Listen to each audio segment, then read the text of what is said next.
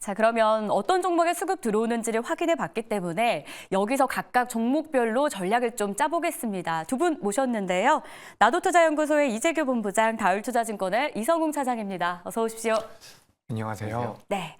화요일에 만나는 두 분, 저희가 함께 전략을 좀 짜보려고 하는데 먼저 외국인의 수급이 들어오는 두 종목을 선택을 해봤습니다. 기아 그리고 신성 델타테크인데요. 기아부터 한번 구체적인 두 분의 의견을 볼까요? 12월 말부터 연초까지 외국인과 기관의 동반 매수가 지속되는 종목입니다. 다만 완성차 중에서 현대차는 이렇게 지속되지는 않더라고요. 그래서 기아 따라서 한번 사볼까, 이 수급을 따라가 볼까, 이게 좀 궁금한데 이재규 본부장님의 한 줄평 열어보겠습니다. 조정은 매수 기회다라고 합니다. 장중에 조정 구간이 있긴 했는데 지금은 상승으로 좀 전환을 했어요. 그래도 어떻게 따라가 볼까요?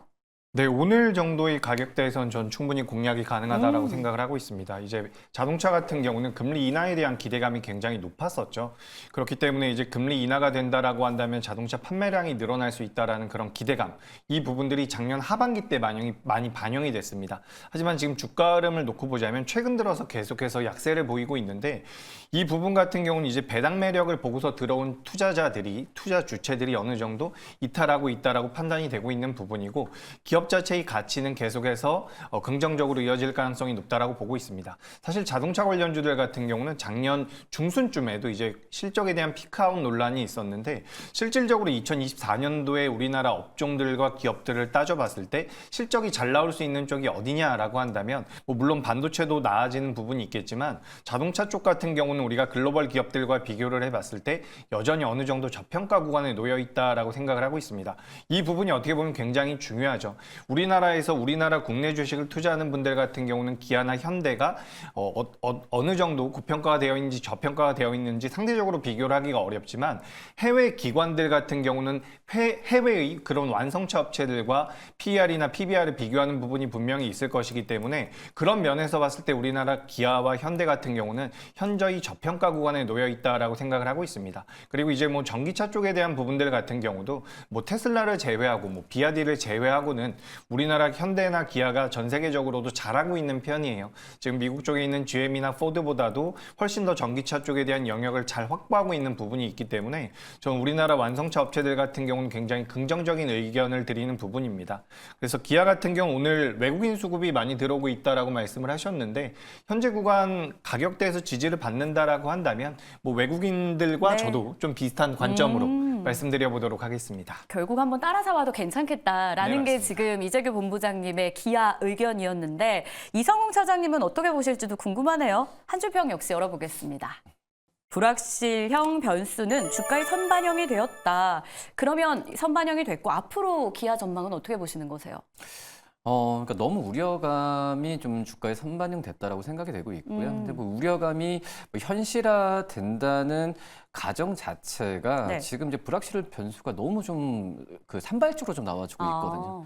1차적으로 이 작년 4분기 실적에 대한 부분 같은 경우에도 영업이익을 우선 2조 6천억 정도가 안 될 거라. 그러니까 작년 1, 2, 3분기 대비해서는 떨어질 거라고 좀 예상했지만 과거만 본다고 하더라도 이 2조 6천억이라는 이 기아의 영업이익 같은 경우에는 정말 어떤 그 영업이익은 정말 좋은 숫자라고 좀 생각이 되고 있고요.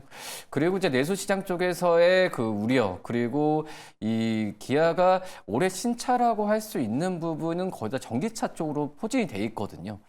하지만 아시겠지만 전기차에 대한 이 수요에 대한 둔화 부분 같은 경우가 우려감이 글로벌적으로 나와주면서 떨어지는 것 같은데 그런 점을 본다고 한다면 너무 이제 그 작은 이런 악재에 대한 부분이 한꺼번에 쏟아져가지고 지금 거의 1, 2주 만에 지금 10% 가까이 좀 하락을 했는데 과도한 좀 하락세라고 좀 생각이 되고 있고요. 물론 이제 이 판매에 대한 부분 같은 경우에는 올해 1, 2분기를 좀 가봐야 알겠지만 제가 봤을 때도 기본적으로 영업이익은 2조 5천억 이상은 꾸준하게 유지될 가능성이 미국 쪽 판매나 물 봤을 때도 유지될 가능성이 있다라고 좀 생각이 되고 있습니다.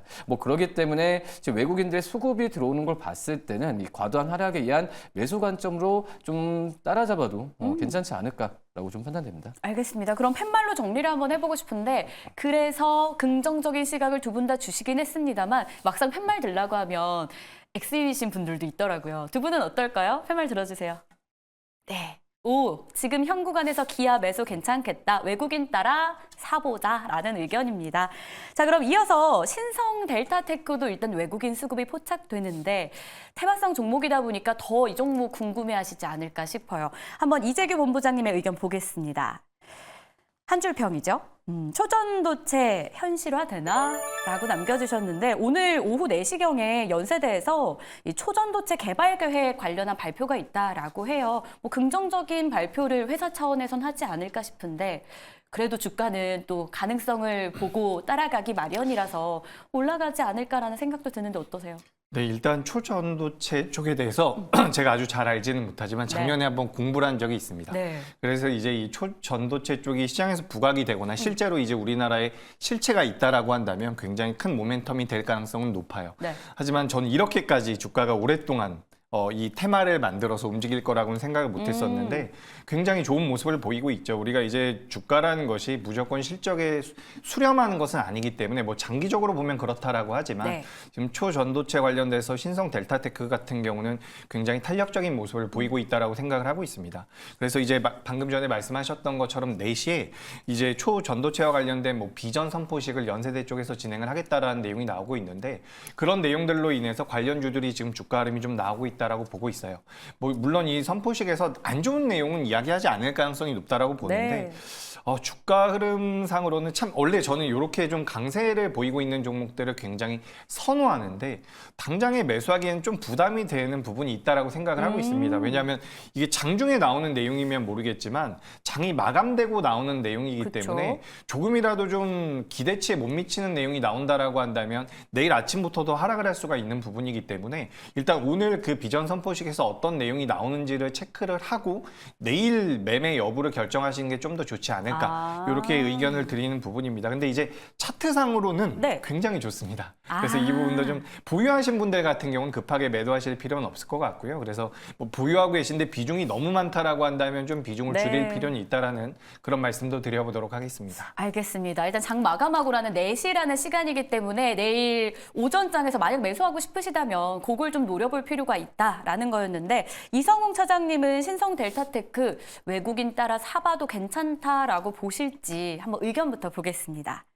변동성 대비가 필요하다라고 했는데 아무래도 사실 초전도체 이렇게까지 지속될지 몰랐다라고 지금 본부장님도 말씀을 해주셨지만 변동 폭이 굉장히 컸다라는 걸 많은 분들이 아실 것 같아요. 저희는 그러면 적극적인 투자는 좀 지양해야 된다고 보시는 건가요? 그렇죠. 아직 그 초전도체라는 부분이 테마로 지금 인식을 공전 말씀하셨지만 이 테마라는 거 말 자체가 뭐 네. 주식시장에서 테마주 얘기하지만 뭐 단어 자체로 본다고 한다면 실체가 없는 거거든요. 아, 그렇죠. 네. 그렇기 때문에 이 테마주에 대한 그 어떤 투자 부분은 원래는 1차적으로 이 변동성에 주의를 해야 되는 게 네. 맞고요. 그 우리나라 시장의 특성상 작년부터 거의 재작년부터 말부터 그랬는데 테마주의 강한 유동성이 몰리는 다른 몰리는 특성이 있기 때문에 이런 부분에 있어서 좀 특수성은 좀 있는 것 같아요. 그렇기 때문에 이 신성 델타테크뿐만 아니라 초전도체에 대한 어떤 상승률의 랠리 부분을 지금 계속 이어가는 과정인데, 근데 초전도체 관련주 중에서는 신성 델타테크가 어떻게 보면은 지금 유일하게 좀 시적 상승세가 본업 가치가 많이 좀 올라오고 있거든요.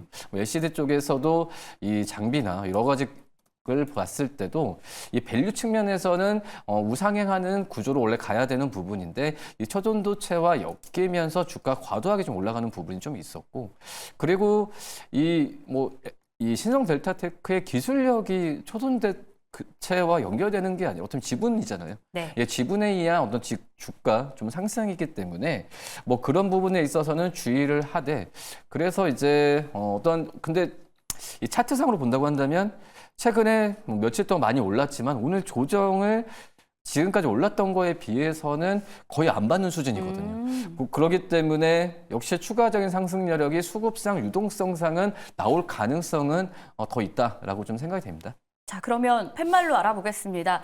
이 내용과 더불어서 현 구간에서 외국인 따라 매수해봐도 될까요? 네. 지금 자리에서는 다소 부담이 있다라고 정리를 도와드리겠습니다. 자, 그럼 이어서는 기관 쪽에서도 수급이 들어오는 종목들이 있어서 이걸 저희가 유의미하게 봐도 되는 건지 알아보겠습니다. 두 종목으로 압축을 해봤는데요. SM과 주성 엔지니어링입니다. SM부터 체크를 해볼 텐데 기관이 3거래일 연속해서 사고 있는 종목이에요. 이재규 본부장님의 의견부터 한 줄 평으로 열어보겠습니다. 24년도 실적 모멘텀이 유효하다라고 했는데 노무라증권에서도 K엔터 여전히 싸다라는 그런 의견을 내면서 SM의 경우에는 목표 주가 11만 원을 제시하기도 했습니다. 어떻게 실적 따라서 주가도 갈까요?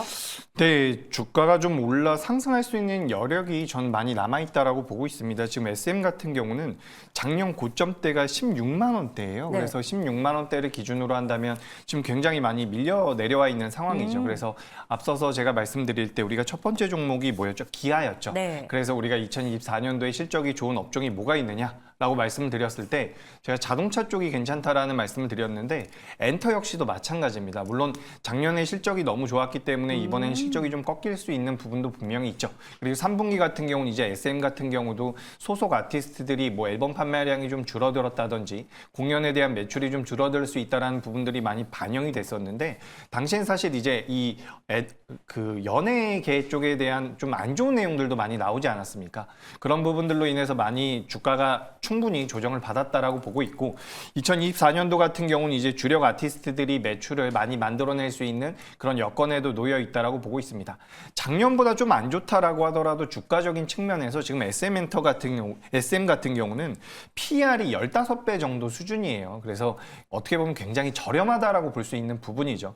그렇기 때문에 지금 시장에서 오늘 반도체 굉장히 강하게 움직이고 있지만 저는 2024년도 같은 경우는 2023년도 하반기 때 강했었던 업종들보다는 새롭게 움직이는 업종들에 대한 관심이 필요하다라고 보고 있습니다. 그러니까 작년에 많이 올라왔었던 기업들은 저도 이제 원래 가는 말이 더 간다고 올라가는 기업들 굉장히 선호하는데 왠지 2024년도에는 그동안 움직이지 못했었던 종목군들에서 혹은 조정을 많이 받았던 종목군들에서 시세가 나올 가능성이 높다라고 보고 있습니다. 그런 관점에서 저는 SM 같은 경우는 굉장히 긍정적인 매수의 의견 드려보도록 하겠습니다. 알겠습니다. 그러면 이성웅 차장님은 과연 SM에 대해 어떤 의견일지도 한번 보도록 하겠습니다. 중국 비중이 감소된 게 긍정적이다라고 해주셨는데 사실 당장 4분기 실적만 본다면 중국 비중으로 인해서 좀 부진한 실적이 나올 가능성도 열려 있잖아요. 당장 4분기, 당장 주가 이렇게 본다면 투자 관점에서는 어떻게 해야 지혜로운 걸까요? 우선 지금 말씀드리는 부분이 네. 중국 쪽에서의 비중에 대한 감소 부분이 어떤 SM 쪽에서의 지금은 이 어떤 장점일 수도 있고 단점일 수도 있는 상황인데 이 엔터 업종 중에서 중국 비중이 제일 높은 게 바로 SM이라고 네. 좀 볼 수 있어요. 왜냐면은 NCT들이나 Y들 대부분 맞아요. 이제 중국 국적의 멤버들이 있고 그리고 올해 1분기 때 또 컴백에 대한 기대감이 있기 때문에 이 중국 쪽에서의 어떤 판매 부분이 많이 다른 이 엔터 기업들 대비해서는 좋아질 가능성이 있긴 하지만 오히려 이 부분은 또 약점일 수도 있거든요. 어떤 중국과의 또 지정학적 리스크나 어떤 정책적인 정부적인 나왔을 때 다른 엔터 업종 대비해서는 기업들 대비해서는 주가가 좀 떨어질 확률이 높다라는 부분인데 하지만 이 중국 비중이 점차적으로 줄어드는 부분은 강점이라고 좀 생각이 좀 되고 있어서 지금 SM 같은 경우에는 과거에 지금 PER만 놓고 뭐 주가를 밸류를 판단할 수는 없지만 지금 현재 가격에서는 다른 엔터 업체들 대비해서는 이 주가 수준은 현저하게 저평가 수준에 있거든요. 뭐 그전에 한알령 그리고 동방신기가 군대 입대했을 때의 거의 그때 수준에 보다도 PER 쪽으로 저평가의 구간에 있기 때문에 여러 가지 이 두 가지 부분으로 봤을 때는 좀 긍정적이지 않을까 이렇게 판단됩니다. 알겠습니다. 그럼 팻말로 정리해 볼까요? 긍정적이긴 합니다만 현 구간에서 매수는 또 다를 수 있거든요. 우와. 두 분 다 적극적으로 일단 우회 의견 주셨고요. 엔터사들도 참 다양한데 그 안에서도 SM에 대해 저희가 알아봤어요. 기관 따라 매수한다라는 의견으로 정리합니다. 자, 마지막 종목 남겨두고 있는데요. 주성 엔지니어링 오늘 외국인과 기관의 동반 매수가 포착됩니다. 이재규 본부장님의 한 줄평부터 알아볼게요. 보유하자. 그러나 꺾이면 대응. 보유자의 영역의 조언이잖아요. 그렇죠. 그렇습니다. 신규 진입은요? 신규 진입도 손절 라인대를 타이트하게 잡고 하면 가능합니다. 다만 제가 앞서서도 말씀을 드렸다시피 저는 작년에 강세를 보였었던 업종들 같은 경우는 업체들 같은 경우는 어느 정도 조정의 가능성이 있다라고 보고 있습니다. 지금 주성 엔지니어링 같은 경우 사실 메리트가 굉장히 크죠. 그동안 이제 수주 잔고로 가지고 있었던 부분들이 실제로 매출로 연결이 되고 있는 뭐 원년이 될 수도 있는 부분이고 뭐 지금 영위하고 있는 이 반도체 관련 사업 역시도 올해 성장할 가능성이 굉장히 높다라고 보고 있는데 저 같은 경우는 지금 굉장히 저점대에서 올라오고 있는 우리가 레거시 기업이라고 할 수 있는 다른 반도체 관련주들이 여기서 이제 수익률 게임을 마치거나 수익이 난 투자자들이 매도를 해서 그쪽으로 옮겨갈 가능성도 꽤나 높다라고 보고 있습니다. 그렇기 때문에 주가 흐름이 여기서 더 밀리지 않는다면 우상향의 가능성이 높겠지만 밀리면 꼭 대응을 하셔야 된다라는 말씀을 꼭 드리고 싶습니다. 알겠습니다. 이렇게 해서 이재규 본부장님의 의견이었고 이성홍 차장님은 주성 엔지니어링이 어떨지 한 줄 평으로 보겠습니다. 4분기에 실적 반등세 예상되고요. 기저 효과도 기대된다라고 합니다. 어떻게 매수 괜찮을까요? 매수 관점보다는 저도 이제 약간 좀 보유자 영역으로 좀 생각을 하는 게 낫지 네. 않을까라고 좀 생각이 되고 있고, 이 반도체 쪽에서의 뭐 장비 기업들, 특히 후공정 여러 가지 부분에 있어서 괜찮은 주성 엔지니어링도 역시 뭐 증착 장비나 이쪽에서의 시장에서 기대감은 크지만 오히려 뭐 후공정 또 이제 AI 쪽에서의 반도체와 관련된 종목들을 봤을 때는 이 주성 엔지니어링보다도 이 좀 다른 또 매력적인 기업들이 있는 네. 상황이기 때문에 주성 엔지니어링을 어떤 그 순교 매수 관점보다도 이 다른 어떤 반도체 장비 쪽에서의 매수 관점을 낳으시되, 다만 이제 보유자 영역에서는 저는 꾸준하게 보유 관점을 유지하시는 게 오. 낫다라고 생각이 되고 있고요. 네. 왜냐하면은 이 3분기 때 반영이 안 됐었던 중국 쪽에서 재고에 대한 부분이 4분기부터 본격적으로 실적 그 반영이 됐을 때 저는 그 4분기 쪽에서의 실적은 이 작년 2, 3분기 대비해서 기저효과가 분명히 발휘될 것으로 판단되고 있거든요. 뭐 그러기 때문에 지금은 여러 지금 그 글로벌 빅테크 기업들 때문에 AI와 HBM 쪽에서의 관련된 기업들이 좀 가고 있긴 하지만 저는 주성 엔지니어링은 그냥 본업에 대한 가치 부분으로 접근하는 게 맞지 않을까 이렇게 판단됩니다. 워낙 반도체 안에서 볼만한 종목들이 많다 보니까 좀 신규 진입은 다른 종목에서 발굴 가능성이 또 높다라는 의견 속에 보유자분들은 꾸준히 보유 괜찮겠다. 자, 그러면 일단 말로 정리는 다 됐는데 보이기 좋게 팻말 들어주시죠. 기관 따라 사볼까요? 네, 두 분 다 지금 구간에서 주성 엔지니어링은 아니다라는 의견이었습니다. 이렇게 해서 수급을 통해서 오늘장 종목 전략 세워드렸습니다. 도움되셨길 바라면서 두 분과 인사 나눌게요. 고맙습니다.